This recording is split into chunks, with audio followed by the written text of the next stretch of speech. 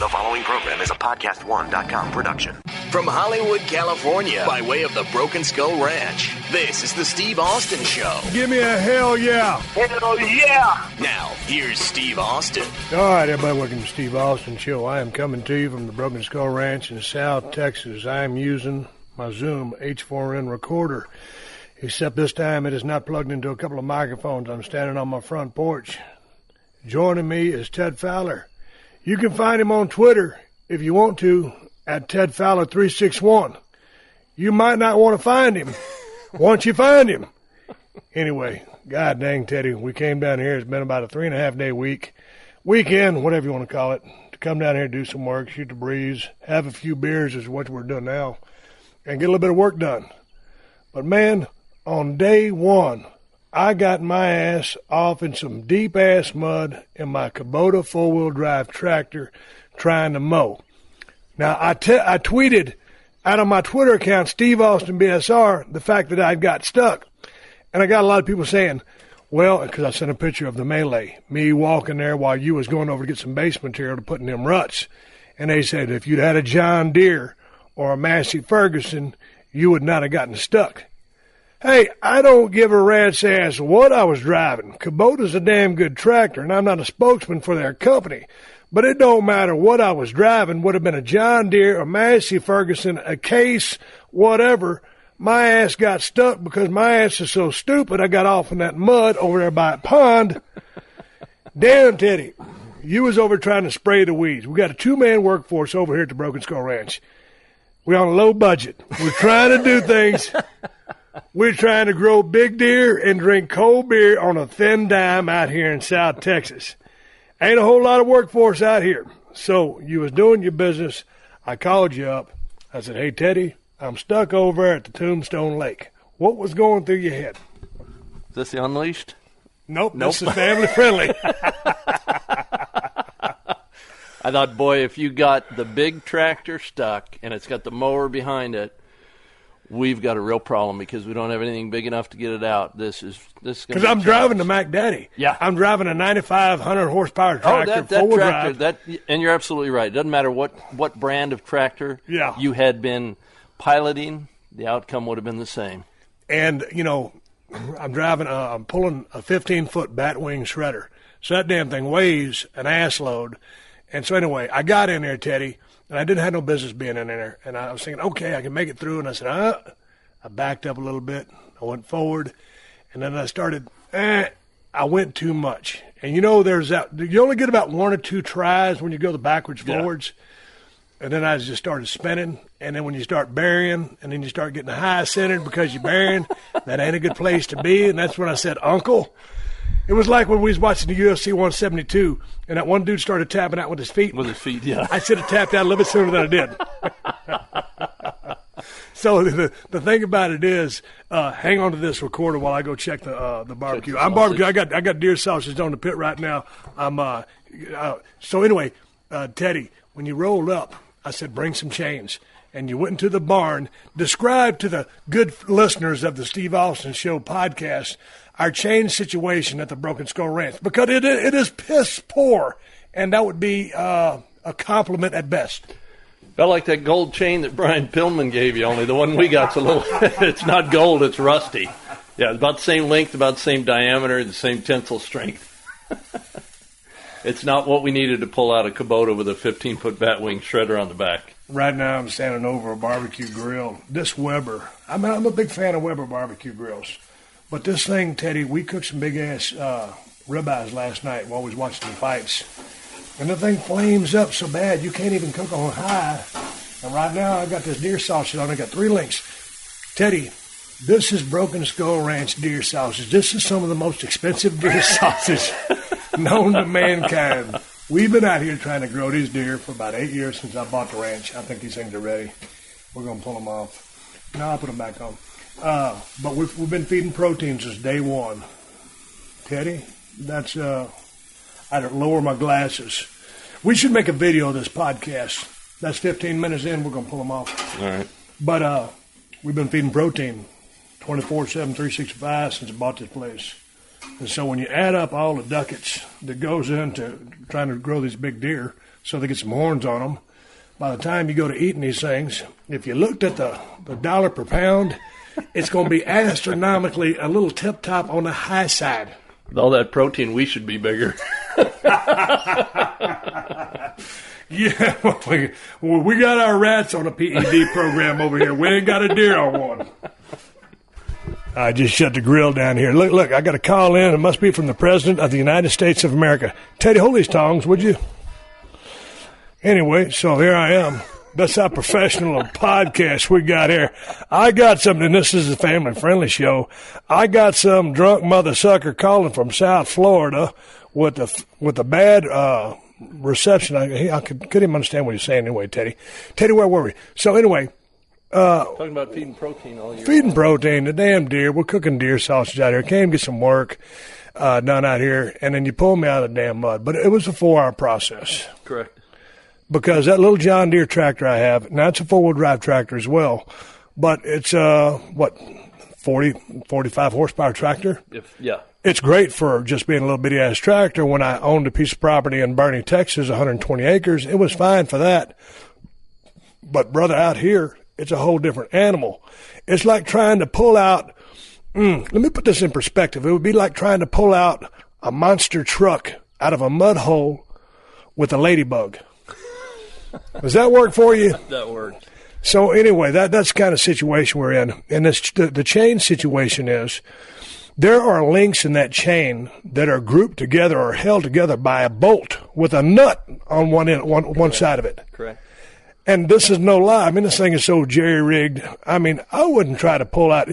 Teddy, if you was out here driving your mountain bike, and I know you don't have one, but if you did, and it'd be a 10-speed, and you got stuck in some sand, and I come up in my big-ass Ford Bronco, I would not feel safe pulling your ass out on your 10-speed mountain bike with this chain. But nonetheless, here we are. And it turns out you went down the road, you got a couple of buckets of some base material off the oil field project they got out here. We filled in them damn holes with as much gravel as we could with our shovels. And then finally backed up and give that damn thing enough oomph and pulled it damn out. And got a little bit more work done. But still, that being said, it's been such a wet year, and we're very thankful for the rain we've got. We're very thankful that it's green out here. But god dang, dude, after getting off in it and trying to mow a stretch, we got a lot of mowing to take care of. Correct. And we haven't really mowed much the last couple of years because we wanted it to get back to its natural, surroundings, the natural appearance of it. And now... Well, I had it trimmed up kind of like a amusement park there for a while, which is cool. And but some of it was just a little too much work, and then we was in a drought, so the grass wasn't growing. But with as much rain as we've gotten, once the rain starts hammering us, then we really got behind, unfortunately. But it was fortunate that we had the rain, so it's kind of a catch-22. Teddy, just 2 days ago, as we speak now, this is my reporter voice. You had a birthday. You turned 48 years of age. Happy birthday, first and foremost, Teddy. Teddy, question, maybe a little personal. Has making the transition from being 48 years old rather than 47 been tough? No, not yet. See, that's the kind of tough questions that you ask when you're on a beat, on the street, trying to get the tough answers out of people. Teddy, when I opened the door, when you turned 48, I thought you might be creeping across the pavilion in a walker. You looked like you just taken your shroom tech. We had a bust-ass workout. We trained back, we deadlifted, and we did bent over rows. What do we do after that? 8. We ate. Boy, I tell you what, it's a good thing I took my Alpha Brain this morning. I think it's just now running out. Teddy, let's tell the people what happened today. We tried to record this podcast this afternoon. Oof. And it wasn't working for us. No. I took 2 Alpha Brains, I drank 2 Diet Red Bulls, and thought it was going to give me a little bit of kick in the ass. But I turned into such a sissy from living in Marina Del Rey, out there in that cool-ass weather. I come out here, and, brother, after a 9-hour work day, my ass is just dead dog tired. I wasn't worth a flying flip. Even with 2 Diet Red Bulls and 2 Alpha Brains from Onnit. Yeah, they wanted to sponsor our show. This isn't a commercial for them. Normally, Teddy, when I take a couple Alpha Brains, I'm on the same playing field with Albert Einstein. I'm on the same playing field with some of the smartest mother truckers walking the face of this earth, but I couldn't come up with nothing. And so we started coming out here. We took our last lap. We made a round of margaritas, which is what we normally do the day before we leave out of here. We took one last look for some shed horns, drank that margarita. I put the deer sausage on the pit because I'm hungry as hell. We're fixing to shut this thing down. This is the opening for what we're going to record tomorrow morning. Man, I didn't have any material. I couldn't come up with nothing. I didn't know where to crap or wind my watch. It's hard to do it at the end of the day because you're absolutely right. The heat just takes it out of you. You know, you work all day out in that heat. The last thing you want to do is think. Doesn't matter how many Alpha Brain you've taken. But, dude, here's the thing. You know, I've only been out here 3.5 days, but living in that Marina Del Rey done got me spoiled. And it ain't even hot yet. That's my point. It's not August. It's not 110. It only hit 93 degrees today. Is that my wife? No.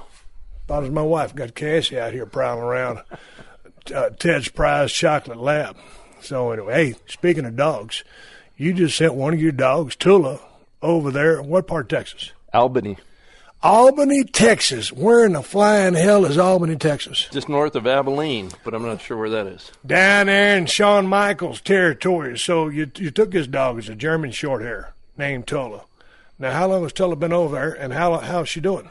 She's been there about 5 weeks. All the progress reports are good. She's doing well. She runs a little bit bigger than what the trainer would like, meaning she gets a little further away than you would like if you're, hunting on foot. But he said she's, got a nose for it, so we'll see what happens. Now, Teddy, normally when we bird hunt out here, at least when I'm out here and when I have the time to, we're dove hunting.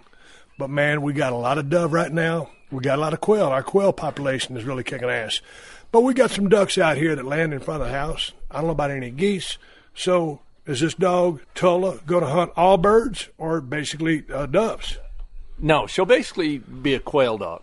Oh, so she'll be a quail dog? Yeah, she'll be a quail dog. Really? She'll run and she'll point. That's what she'll want to do. She's not really that keen on stuff falling directly out of the sky. That's not her forte. So she'll just find the bird, yeah. Point at the bird. Yep, we'll stand around, turn her loose, watch her run. As soon as she stops and goes on point, just run up to her and, that's where the birds are and get ready.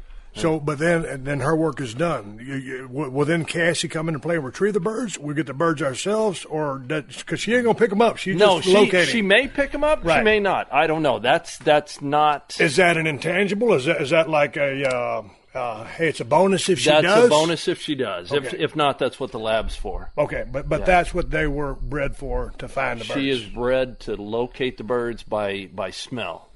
Well, that's going to be interesting because, man, out of all, as many quail as now we're starting to get out here in about our 8th year, man, I just never been a big quail guy because I never had a dog.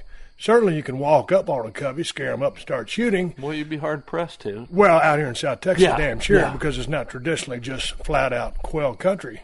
But it's going to be fun hunting over there. So during dove season, because you're hot and heavy on the doves, and that's where Cassie thrives. And y'all like to sit over there at the shark tank, or you got your new patch over there in the middle of the property where those doves have a corridor they fly through, and Cassie is a bird-fetching son of a gun. So what would Tula do during this time? Because you don't need her to find the birds. Would she sit it out? Would she go along? You know what? No. I'll probably leave her at the house so there's not a conflict because, that's kind of Cassie's playing field. Right. And, it will be hard for Tula, to keep up with Cassie in that. But would it confuse her by the same token? What it will do is it may create a fight, because Cassie, that's what she wants to do, that's what she knows to do, and it may make a bad habit for Tula. Right. You know what I mean? I want Tula running around smelling the birds, not so much retrieving. Okay, so now, and Cassie's only 3 years old. I remember when you first got her, she's a pup, and you pretty much trained her yourself. Correct. Now, when we're hunting out here, whether you're set up over at the shark tank, or a little pond we call the shark tank, or this new patch you got over there, she hangs with you. And you shoot, and she goes and gets the birds, and you're a good shot, so she gets a lot of birds. With quail season coming into play, Tula doing her thing, will Cassie remain at your side? Because what will we be doing? Will we be walking on foot? Will we be just driving in like a Bronco? We'll be driving in the buggy. In a buggy, in a Polaris Ranger, so to speak? Yep. Tula will be out there running. Okay. Cassie in the buggy with us? She'll be with us. Okay. And then once Tula goes on point, we'll get out. Right. Birds will flush. We'll shoot. Now, Tula may or may not, chase after him, the bird that goes down. I'm not too worried about that. That's when Piddles comes into play. In. And Piddles, this is ridiculous because the Broken Skull Ranch, the toughest ranch in Texas, all of our dogs have nicknames. Cassie's nickname is Piddles. Swig a beer for the working man. I never knew. Does Tula have a nickname? I just call her Tula May. Tula May. She got a middle name. She ain't got a nickname. She got a middle name. That's how we do it at the Broken Skull Ranch. The Steve Austin Show. The Steve Austin Show. Scott's Turf Builder makes lawn care easy. It gives your lawn the feeding it needs to thrive. Just put it down now and again next season to thicken your lawn, crowd out weeds, and keep it growing strong. Right now is the perfect time to feed and seed to build the perfect lawn for every season. When taking care of your lawn is this easy, enjoying your lawn is even easier. Pick up a bag of Scott's Turf Builder today. It's guaranteed or your money back. Feed your lawn. Feed it.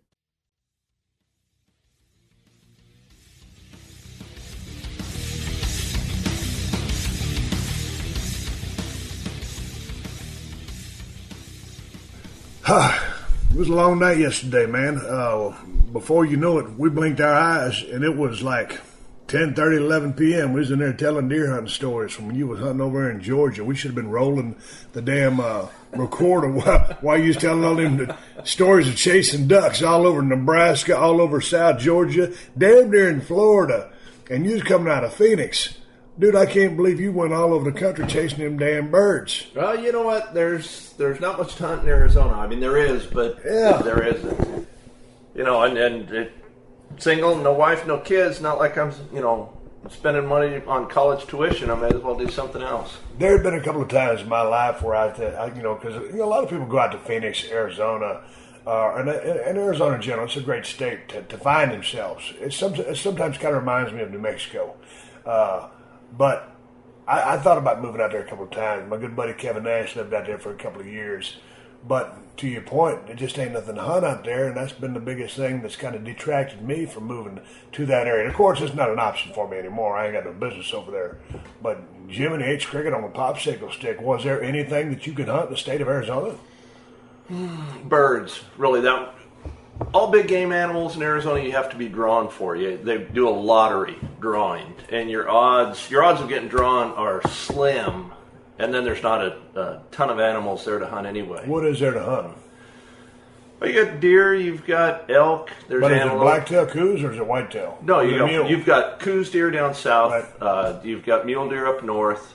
There's elk, javelina, turkey, bighorn sheep. You can go way up by the Grand Canyon and hunt a buffalo if that's what you want to do. It'd be easier to go to the store and just buy some ground beef. But the older I got, the more I liked to hunt. I realized, I was traveling more, getting out of Arizona to do the stuff that I enjoyed. So why stay? Dude, you were, you were driving. Did you fly down to Florida? You flew into Tallahassee? We flew into Tallahassee. But then on that other trip, when you went down to Thomasville, you drove that. No. You flew that too? We flew that, yeah. No, we were driving to Nebraska and driving to Washington to go bird hunting. With a U-Haul. And your buddy had a Chevy Tahoe, so he had the back all slickered down with plastic so you could have your two bird dogs down there. Correct. How'd they go with that traveling? Did they enjoy They were being cool. on the road? They traveled real well. You guys shacked up in a couple of hotels. No. Correct. What was the women's situation like? Were you guys out there just to hunt? Or yeah, we were chasing women on the side too. No, those guys, they couldn't. They'd run off more girls than three guys could corral. No, that was solely for bird hunting. All right, Teddy, I was online the other day. We'll start talking about these rats and what we're going to do about these rats. But you carpenter by trade, right? Correct.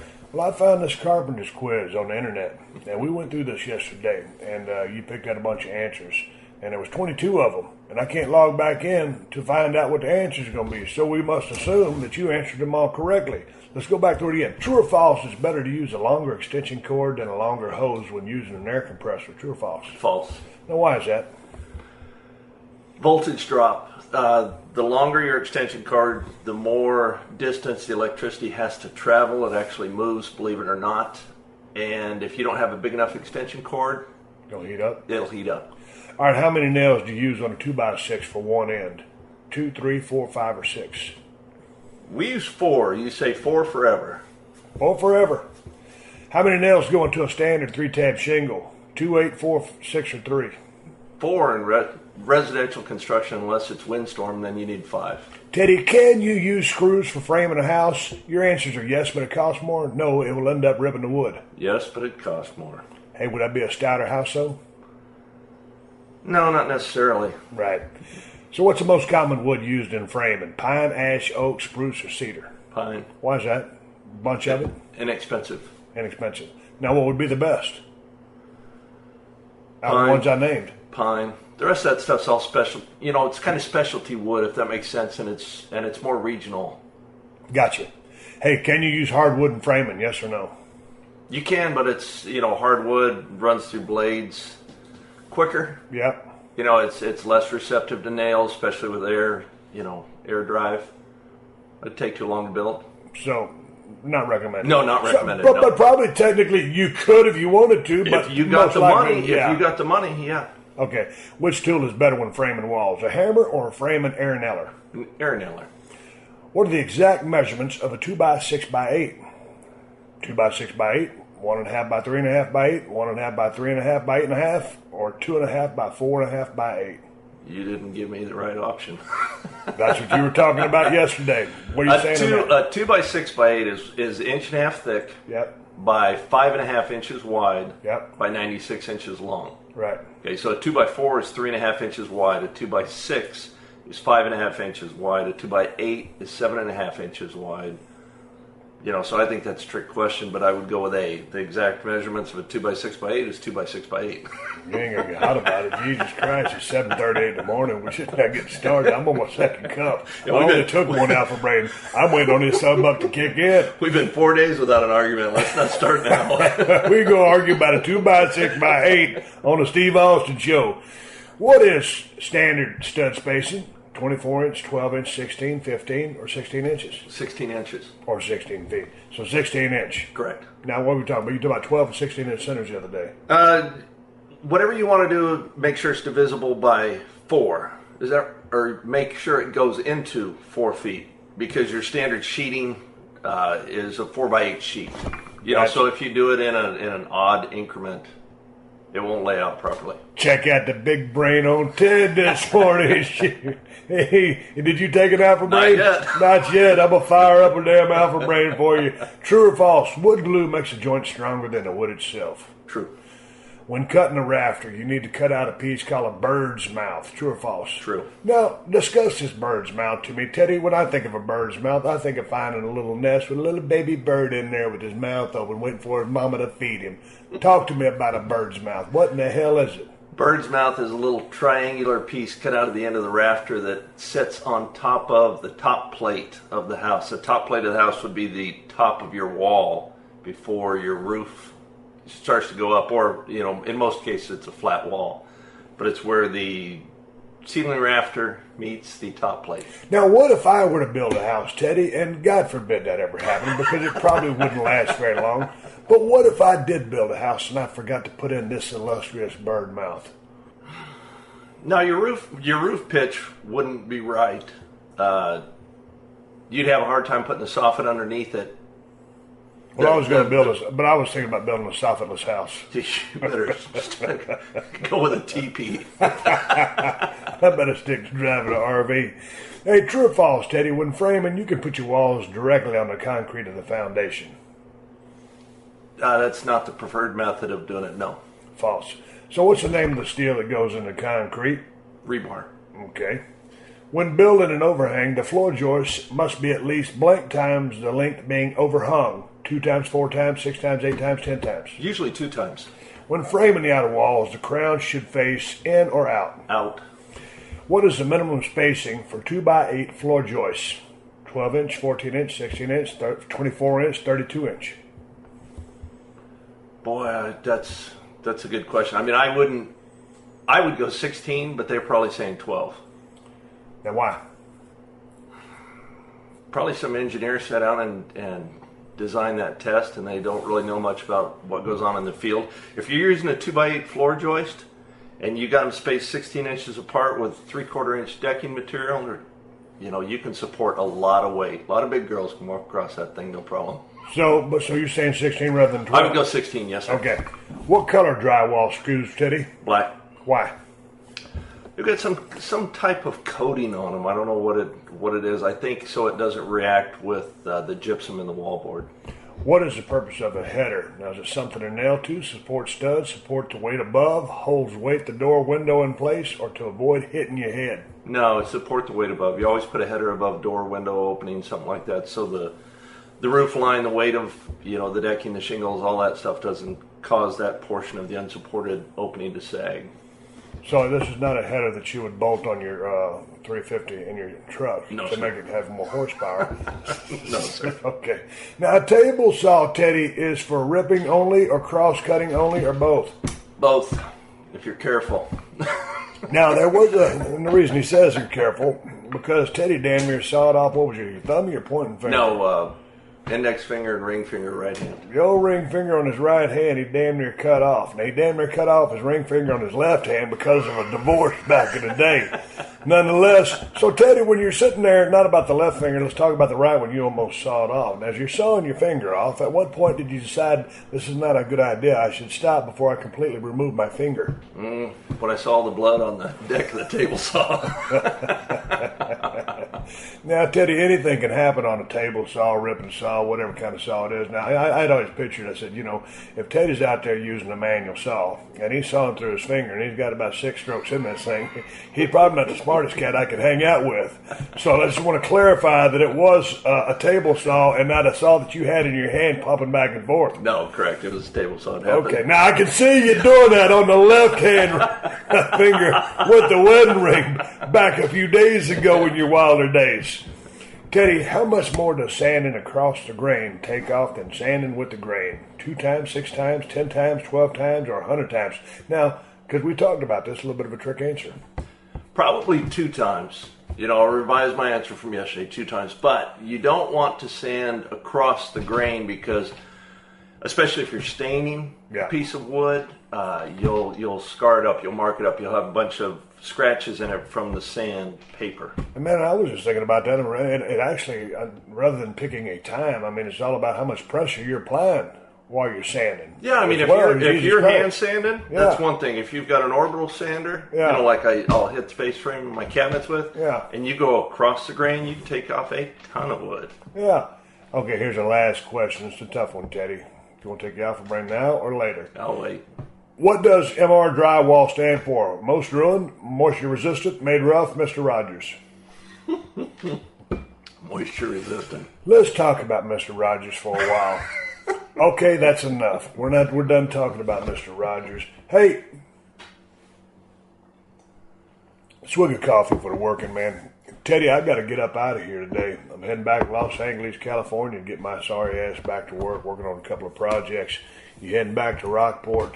We got a lot of work done out here at the ranch, barring the fact that I got stuck in the tractor and it took 4 hours to pull my stupid ass out. We got a lot of mowing and everything else to do. We got our protein feeders full? Yes, sir. What else we got to do out here? We got a couple faulty water troughs you've been working on. Those are resolved? No, what was happening? The idiot that put the water troughs out here before we got here just used a bunch of crappy parts. Yes. Yeah, there's no other explanation. They did subpar installation with subpar material. Yeah, we found that out with a lot of the PVC line. We got 7 miles of PVC pipe underground, and there was another spot that you found where they didn't use any glue to put a joint together. Correct. And then on our latest excursion over on the south end of the ranch, right there at the feeder station, someone forgot to put in a valve. Cut-off valve. A cut-off valve. I don't think they forgot. I think it's too damn lazy to put in a valve. Well, it's all the way, the farthest point from the water source. Right. May have run out and absolutely right, been too lazy to go back to the barn and get one, or they just didn't have it and said, keep on going. They'll never know until they need it. So you go head back to Rockport, you and Cassie, load up, and then you're going to go back to work. What job you working on right now? Window replacement in a house. Changed out 13 windows in a house, and the exterior's done. The windows are in, the exterior's done. All I've got to do is trim out the inside, and I can move on to the next one. Speaking of trimming out the inside, what's the women's situation looking like out there, Teddy? You in Rockport, you've been single, and people say, well, where did you come up with women out of trimming out a window? If you take the word trim, you come up with the thoughts of women. Teddy, you're a single man, just turned 48 years old. Are you worried now that you're almost in the old age category that you're going to have a hard time finding a gal? No, but I need to start moving around a little bit. I need to get out of Rockport. What, you thinking about leaving Rockport? No, just solely for recreational purposes. No, I'll live in Rockport. There's been some great dating services online, Teddy. The other day I saw an ad on television, which is called farmersonly.com or something like that. So people, I guess, that they farm. Yeah, I saw that. And then, of course, you and I have talked about Christian Mingle several times. And there's J-Date. There's all kinds of dating services online. Now, you're currently on Facebook. You find any women on Facebook, or you just use that for business type stuff? No, I do that. I don't find any chicks on Facebook. At least, none that are my friends. And I use that for softball, the softball team, and then that's another thing I don't get. Why my own buddies that I play softball with are sending me friend requests? We're already friends. We play softball together. I want to be friends with chicks, not with guys. They don't get it. Yeah, but see, man, I think I have a Facebook thing that my buddy set up for me. I don't understand how it works. So the other day I was in a sushi joint in Los Angeles, California. There's a gal on the sushi bar, and she had a laptop out. She had her Facebook pulled up. There's so many people out there that they broadcast every damn thing they do on Facebook. What in the flying hell is up with that? I mean, if someone's just going to go get some groceries, they put on there, going to go get groceries, hanging out with my baby, doing this, blah, blah, blah. Are you one of those cats that, hell, you fixing it? Did you put on your Facebook account, hey, I just installed 13 windows? No, I'm the opposite. I get to drinking and get fired up, mad at the world, and then I sit down and start typing, and I, fire off a couple. I go through my short list of friends and delete a few, and Dude, drinking in Facebook cannot be a good thing, because I know drinking in eBay from two Ford Broncos and an '87 El Camino. I know not to drink in the eBay. Now, what's this whole drinking and Facebook thing going on? Because I saw a half-gallon bottle of Jack Daniels you got in your freezer yesterday. When we made that round of margaritas, I came over to get you ice cubes, so you ain't out here Facebooking and drinking, are you? That seems to me like it could mount to a hell of a lot of damn trouble. No, that Jack Daniels just enhances my dream state when I go to sleep. Yeah. No, dude, you know me. I'm always, mad at something or, one thing or another, and then I'll get home and start thinking about, just stuff that happens or stuff that people have posted on Facebook, and like an idiot, man, I'll start, getting slopped up and be like, well, they weren't really my friend anyway. I may as well comment on it.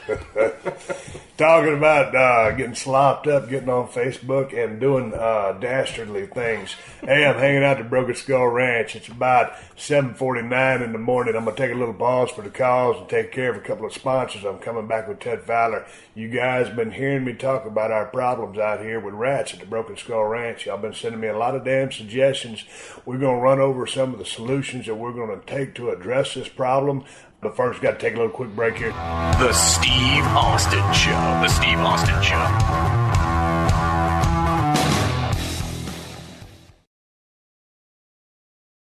The Steve Austin Show. The Steve Austin Show. Coming right back in with Ted Fowler. Let's talk about this, Teddy. We got a problem with rats out here. So what if we got, let me see, as this read goes, we get a shotgun as a secondary weapon. We got plenty of shotguns out here, but this thing said you could get some lasers.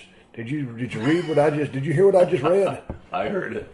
We could attack these rats with lasers and shotguns.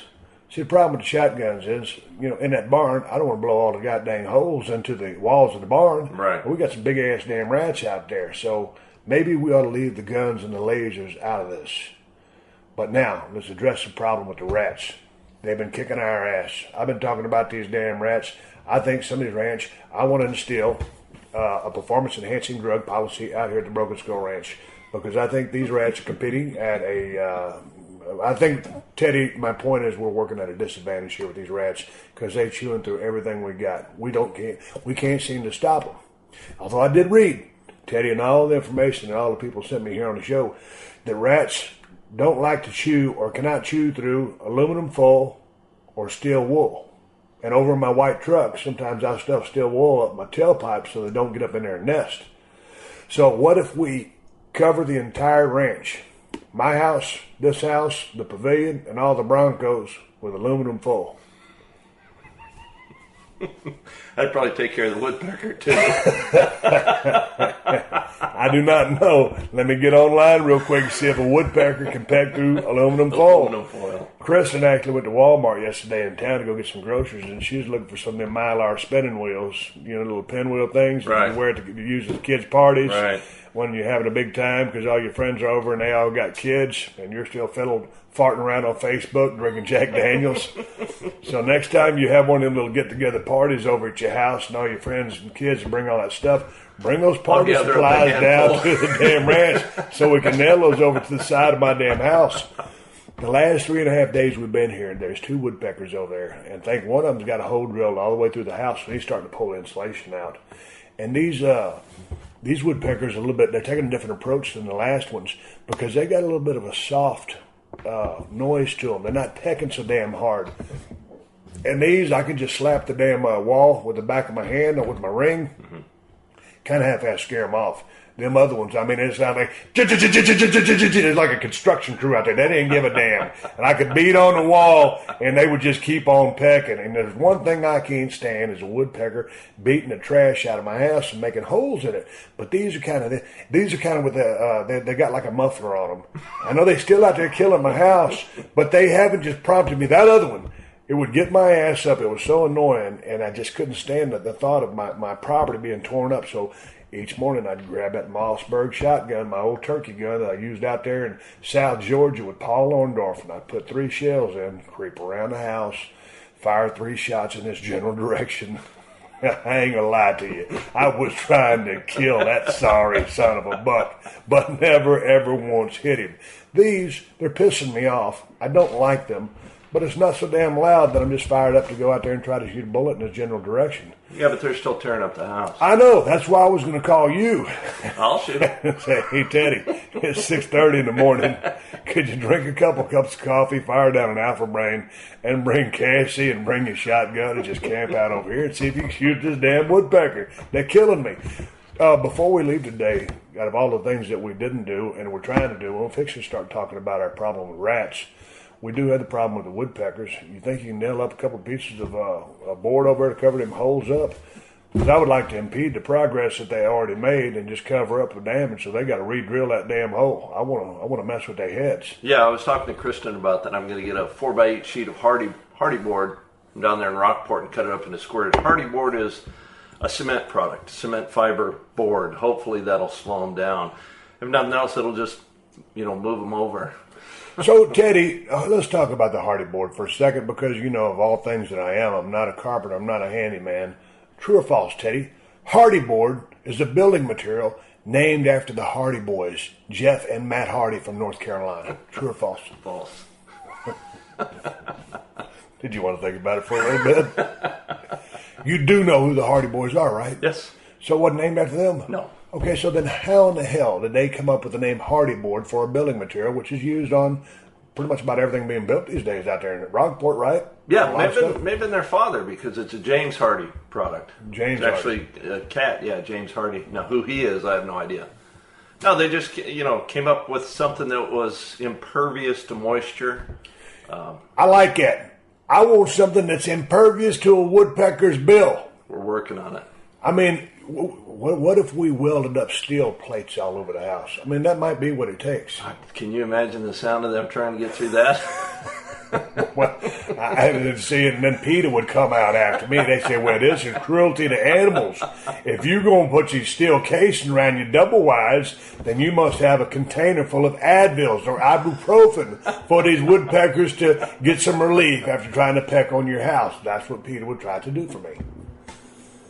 We'll take care of the woodpeckers once you guys head back to L.A. Lead poisoning is what he's saying. He's trying to beat around the bush. I'll go ahead and spell it out for your ass. You're going to pump them full of lead with a shotgun. I can't do it when Kristen's here. Love her to death, but she won't let us shoot stuff. I'll tell you what, there was 2 big-ass hogs that ambled in front of the house the other day when we were sitting out there drinking a beer. 2 big-ass hogs. And you spotted them. Yep. And there they were. And so I was just about to go into my trusty Fort Knox safe, the best safe in America, where I keep my firearms, my binoculars, and all my hunting supplies, and a couple of bullets, and fire a couple of rounds in their general direction. And then my wife comes out. And I said, hey, Kristen, look at the hogs over there. I said, I'm fixing to shoot them things. She said, oh, no, you're not. And I said, well, why not? You go, Steve, they're just out there messing around and have some babies with them. And I said, I know, but those same big-ass hogs out there, when I'm out there trying to ride my Polaris and you fall off of one of them holes they rooted up, that's when it gives you the motivation to shoot them. It's all fine and dandy when you're just walking out across there, but they're tearing all my stuff up, Teddy. Your stance on this subject matter. You shoot those little ones, wrap them up in a piece of bread, you got your ham sandwich. Yeah, so you got something good to eat. What about the big ones? Shoot them all. I mean, they tear up so much stuff. They're not cute to look at. They don't bring anything. The little ones are cute to look at. I mean, you've just turned 48. You damn near reaching a midlife crisis. You hate everything right now. I'm 49. Jiminy H. Cricket. I'm okay with looking at a baby pig. I'm on the toughest man walking and facing this earth. And a little pig is cute, Teddy. Do you not think they're cute? No, I agree with you. Okay, so they are cute. The only problem is they grow into a big pig. There you go. You hit the nail right on the head. He ain't even took an alpha brain yet. Man, them big son of a bucks tear up so much stuff, to your point, and they go in there and root around, and you can be out there mowing that grass on that big-ass Kubota tractor, and that's a big-ass tractor. When you fall off in one of the holes that they made, it'll scare the hell out of you, and you think, okay, I'm going to shoot every damn hog I see, and every time I see a hog, my wife happens to be close by, so hell, I can't shoot nothing out here. I might as well sell the place. Can't do nothing out here but just work and get my tractor stuck in the mud. What good is this place doing? Oh, it's because ranching is fun. Rest and relaxation. Boy, this is the most bust-ass work for rest and relaxation I've ever seen in my damn life. I don't know what to do. I don't know where to crap away my watch. I need to blindfold Kristen. Next time we see a pig, blindfold her or put some earplugs in her damn ears or something, because I can't get away with nothing. No, I know. We tried that one Christmas morning. Yeah. Off your front deck. Yeah, that wasn't too well received either. Yeah, well, what happened on that one? I forgot. Remember that family of hogs came out? We were spooling up to go to your parents' house for Christmas. And it was early morning, and a family of hogs came out across the field, and you called over to me. You said, Teddy, get your gun, meet me on the front deck. We succeeded on a couple of those. Yeah, we closed out a few. Yeah. Boy, she was upset. Yeah, well, sometimes, like Iceman King Parsons used to say, it bees that way sometimes. Teddy, let's address this rat problem we've been having there in the barn. They've been tearing everything up. I've been looking at different solutions, and people have been sending all kinds of emails in.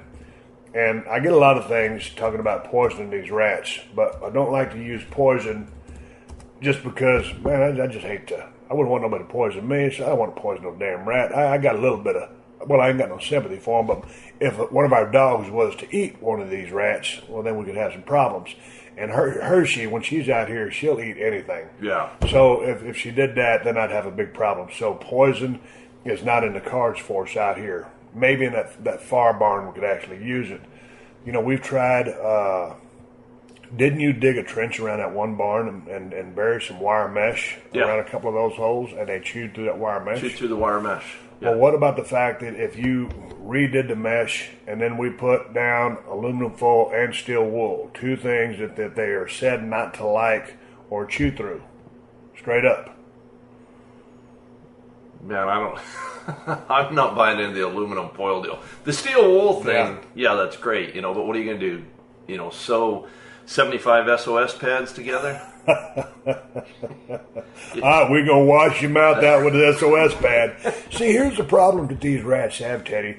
If left, if they didn't have anything to chew on, their teeth will grow 4.5 to 5.5 inches every year. I remember you saying that. That's crazy. Yeah.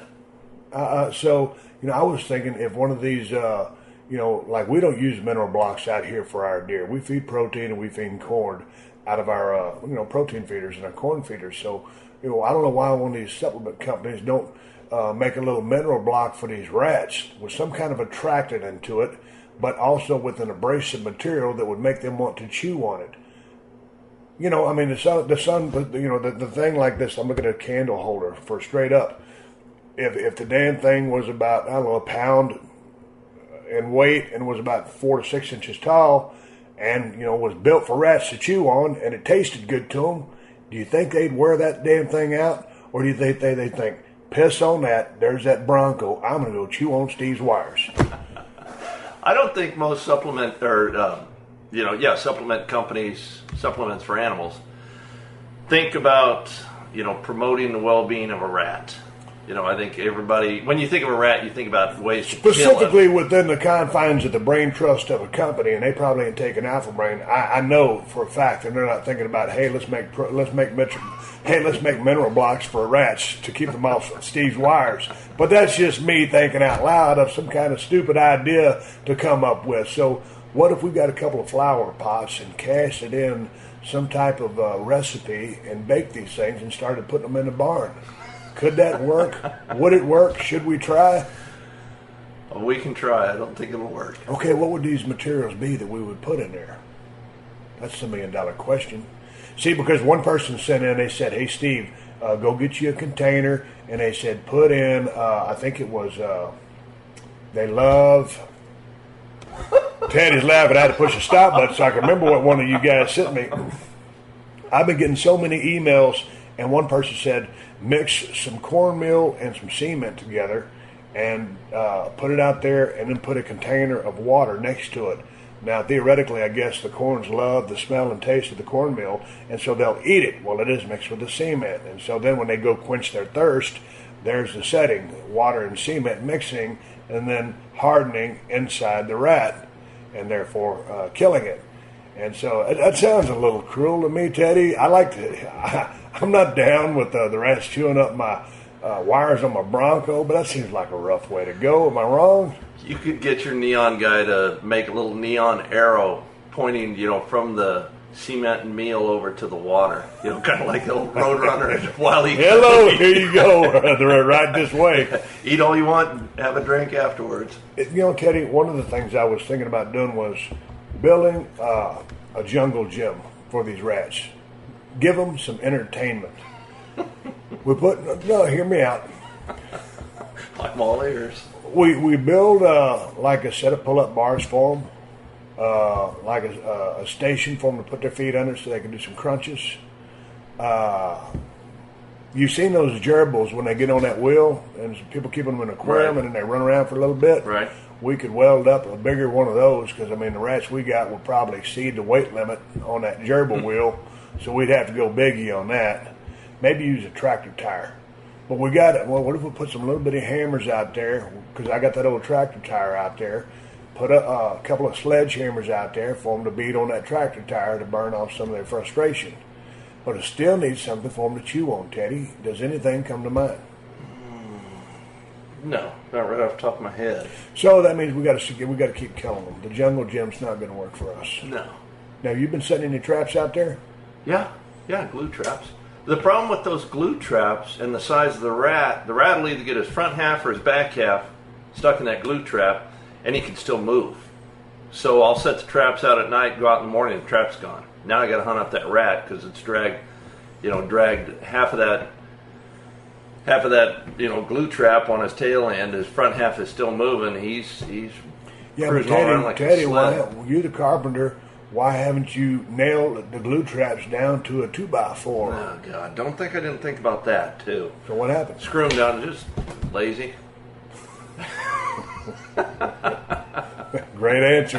Yeah. I appreciate you coming out here working at the Broken Skull. No, but that'd be a good idea. No, you're absolutely right. Because that's the problem with the glue trap. Yeah, it's going to hook up. Because, man, I've stepped in plenty of them. Or you get your finger in one. They work pretty damn good. But at the end of the day, if it ain't bolted down, you just got a rat crawling around with a glue trap on, and he's eventually going to get off of some son of a gun. You know, we got mice and rats. You get a little mouse in a glue trap, it's a piece of cake. Then you're good. Pick the glue trap up, you throw it out, out of sight, out of mind. You've got a, 16 by 16 inch square of plywood with 4 rat traps screwed down to it. You got a single rat, you know what I mean? You got to cut the plywood, you got to screw the rat traps down. You finally catch one, then you throw the whole thing out and you start over again.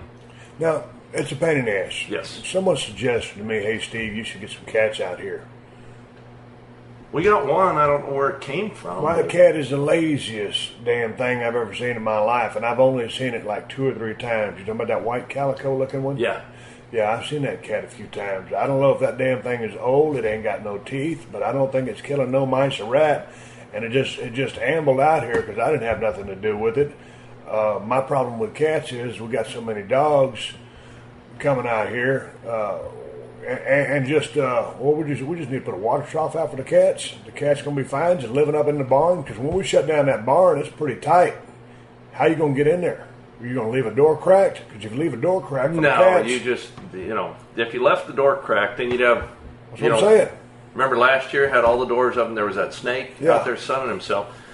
No, I don't like cats anyway. Well, I'm not a cat person either, but people keep sending in these suggestions, questions to SteveAustinShow.com, and like I said, can't do the poison thing. The cat thing is we got to keep the barn shut down tight. And I don't need a cat just running around out in the field killing those field rats and stuff like that. I need the ones working on the barn. You lock a cat in the barn to kill all the rats. Where's he going to go to the toilet? What are you going to do? Set him up a little Skittle can out there? And no.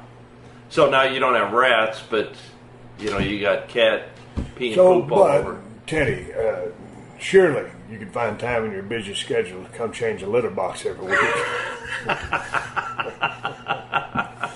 No, see, that's my problem with cats, and because you got to shut the barn up tight. And don't get me wrong, the rats are always going to get in there because according to all the documents that I read from all the articles that everybody sent in, if you got a hole the size of a quarter, a damn rat can get in. And so they're going to keep getting in. No matter what we do, it's a nice barn, but it just doesn't have those kind of tolerances. We're going to get our damn rats inside, but the cat can't get inside to kill that rat. So I don't need the cat roaming the countryside killing ones out in the field. I need them concentrating on the barn, so that's not an option that works for us. No, I think our best approach is the glue traps and a stick. Glue traps and a stick, but also, just some old school traps with the wire thing that slaps down on them. We've got several that way, but man, how come we don't use more of those? Because it seems like every time we do it, we've had some rats that are so big out here, they get slapped by one of those and they drag those off. I don't know if they got a neck harness out there and they're working their necks, or if they're over here at the gym over here on my power rack and they've been shrugging. But we've had a couple of rats get slapped by them things and just shuck them off. We got a half a dozen of them over at the barn. The other barn over there, we can set them if you want to try that. We almost need some bear traps like they use up in the Pacific Northwest. Some wolf traps or something. Because as badass as those rat traps are, they're a little bit on the light side for the kind of rats we got. Am I wrong? It's been knocking the dog crap out of some of them. You caught that one over there that was tearing up your house. But they seem to be a little bit light as well. Correct. The thing about those rat traps also, too, Teddy, man, by the time, you get one rat on there, I just want to throw the whole damn thing away. No, I know. And then you got to go rebuy them. It's kind of nasty. Yeah, $3 a whack, $3 a rat. Yeah, but I just don't like messing with them. That's why the glue traps. Yeah. You know what I mean? You pick it up, you throw the whole thing out, and you're done with it. The problem is we need a glue trap about the size of a paper plate. Yeah. What if we patent that idea and we make glue traps the size of a paper plate? Nailed to a piece of plywood already with an anchor. You can buy the anvil, the paper plate, and the rat trap and the glue trap. It will be like a combination effort. Rat trap on top of the glue, on top of the plate, glued or nailed to a 2x4. How many nails will you use, Teddy? You're the carpenter. 4. And then we'll chain that to a weight, and that weight should be no less than 20 pounds. If you get a rat that gets caught in that trap and then can drag off 20 pounds to safety, he deserves to live. if we use one of the chains from the barn, it'll just break the chain. Man, I sent Kristen, well, I didn't send her. She went into town the other day to go get some groceries and address our chain situation. So she went over to Tractor Supply, and I knew this was going to happen. I said, get me 30 foot of chain with 2 big-ass hooks on the end of it. And of course, you know, I don't know the sizes of chains right. Just in the top of my head. It's going to be a visual where I'm going to say, yes, that's the heavy-duty chain that I want. That we're trying to pull out one gigantic tractor with another vehicle. And so the guy had some 20-footer over there, and he was talking about it'll pull 600 pounds. I'm like, 600 pounds? What are you pulling out? A lawnmower? Yeah. I'm talking about something with some strength and some that we can put some duress on. When you was pulling me out yesterday with that damn John Deere on that Kubota, and our chain, the piece of garbage that it is, was held together by a bolt with a nut on the end of it, and it actually survived. I mean, if that thing would have busted and that chain goes flying in either direction, somebody's going to get hurt. So I've been trying to upgrade my chain situation because out of all the things you got out on a ranch, and I've got 4-in-1 screwdriver. You asked me the other day when you made that repair on my front door, you got a Phillips head screwdriver? I had a big old smile on my face because I had that 4-in-1 screwdriver out there. So I got a 4-in-1 screwdriver for everything. But our chain situation out here sucks. We need some chains. I'm going to address that with some hooks on the end of them, different lengths, some different sizes. What else we need in the barn? More rat traps. I mean, she pretty much got, weed killer, got her buckets. You know, that was another thing. We got no 5-gallon bucket with a handle on it. I hear. Listen, we got a woodpecker over here on the south side of Teddy's place over here, chipping away at the hardy board. He won't be around long. You gonna sit there and podcast with me, or you gonna go shoot him? I'll wait. Hopefully he'll be there when we're done. Hopefully he'll be here when we're done. This has been a PodcastOne production. Download new episodes of The Steve Austin Show every Tuesday at PodcastOne.com. That's PodcastOne.com.